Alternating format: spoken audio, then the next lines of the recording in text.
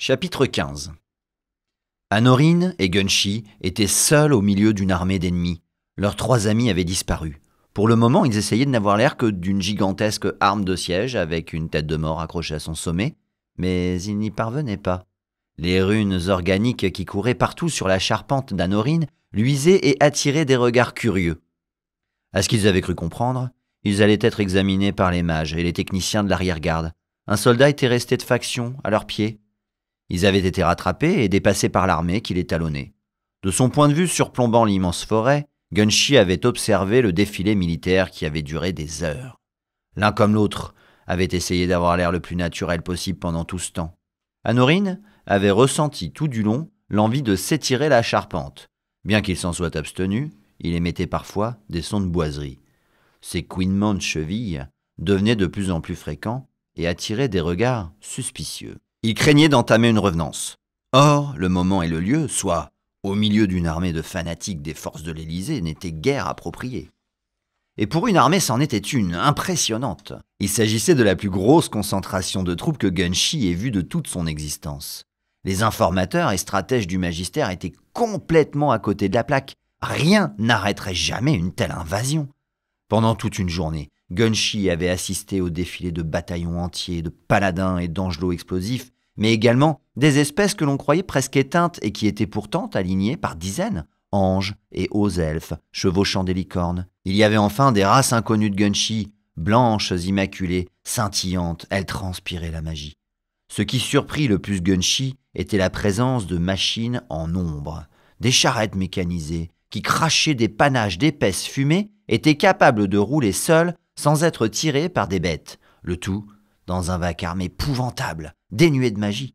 Gunshi se rappelait avoir vu des inventions faites par des technicomanciens au cours de ses précédents voyages, mais rien de comparable. Beaucoup de ces engins qui se mouvaient en contrebas de son perchoir semblaient tout droit sortis des strates géomanciques. Une telle chose était impossible, car d'une part, il ne s'y trouvait que des objets inanimés, d'autre part, ces artefacts avaient la propriété de se désagréger en quelques heures, une fois extraits de l'ambre. À moins que quelqu'un de l'Élysée n'ait découvert le moyen de les faire fonctionner, là où des centaines de magiciens s'y étaient cassés les dents à travers les cycles, Gunshi ne voyait pas quelle force pourrait freiner un tel assaut en Europée. Le magistère était puissant. Il occupait le monde entier depuis 4 cycles et avait préparé des défenses. L'absence d'ennemis l'avait toutefois conduit à se perdre dans la gestion d'un certain nombre de choses, bien éloignées des considérations militaires, pour le plus grand bien des habitants des 3 continents d'ailleurs.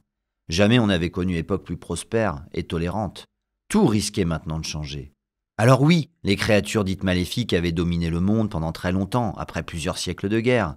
Oui, des exactions avaient été commises, comme toujours dans les périodes de troubles. Jamais, toutefois, l'administration des Tartares n'avait souhaité l'extermination complète des espèces adverses. Des créatures, comme les humains, une ribambelle de nymphes, certaines sortes de fées et d'autres races dites ambivalentes, s'étaient intégrées dans ce vaste monde cosmopolite que la coalition des Tartares avait créé. Certains prêchaient même pour rendre leur liberté aux réserves disséminées à travers les continents.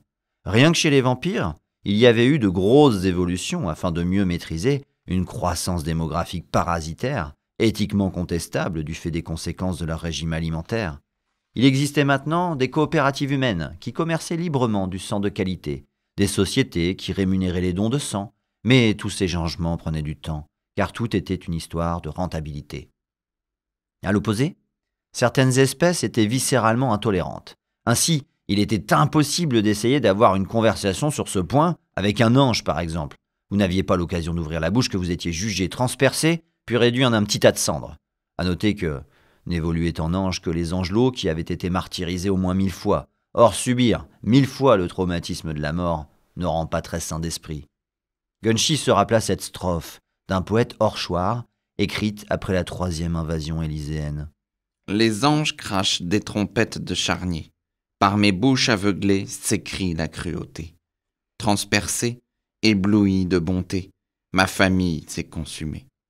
Sans un mot, de nos 3 bouches leur parler, il ne me reste plus que 3 rangées de dents pour pleurer. Évidemment, la beauté prenait tout son sens quand ces mots étaient prononcés par 6 voix dans une polyphonie simultanée, dont une bouche fixement silencieuse.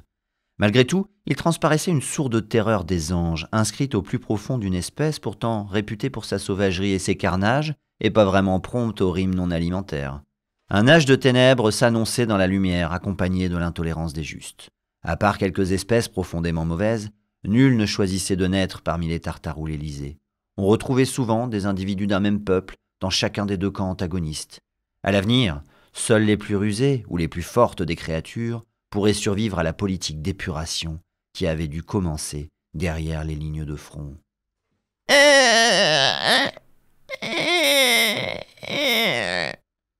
Anorin craqua une poutre un peu plus fort que d'habitude, ce qui sortit Gunshi temporairement de sa rêverie. Il sentait la charpente trembler.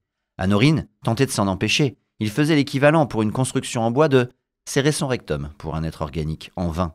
L'air alentour s'épaississait. La revenance tant redoutée approchait et gagnait en intensité. De grosses gouttes de sueur, en réalité des résurgences de sève, perlèrent même d'une de ses poutres maîtresses. Anorin retint sa revenance le plus longtemps possible. La fin de l'armée les dépassa, enfin. Il ne restait plus que quelques groupes, disséminés çà et là dans le paysage. Tout dépendrait de ce en quoi Anorin reviendrait. Fort heureusement pour eux, la nuit était bien avancée et les nuages obscurcissaient la lune dans son dernier croissant. Et, jusqu'à ce que le déchirement dimensionnel retentisse, le garde de faction ne s'aperçut de rien. Le mandrago disparut dans un halo d'un bleu sombre que la nuit dissimula. Immédiatement, le soldat sembla pris de panique. Il brandit son arme et commença à piétiner alentour à la recherche de la machine de guerre volatilisée, donnant çà et là des coups de hallebarde dans l'air. Il tourna la tête à gauche, puis à droite. Il leva les yeux au ciel et releva la visière de son casque car il n'y voyait rien. Le crâne de Gunshi l'atteignit en pleine face. Le malheureux garde n'eut pas le temps de sonner l'alarme. Il mourut sur le coup. Quant à Gunshi, sa mandibule inférieure se décrocha. Ça sent le craquage de fin de tournage. On va pas gueuler fin de tournage, ouais. On va faire craquage de fin de tournage, ouais. Allez, on est bon. Je casse la tête avec En plus, c'est cool parce que Benjamin, il est pas pressé. Hein. Non. Sa femme est en train d'accoucher, la maternité. Non mais c'est plutôt pas mal en fait, on est en train de perdre le temps que t'as gagné en lisant bien en fait. Ah, merde.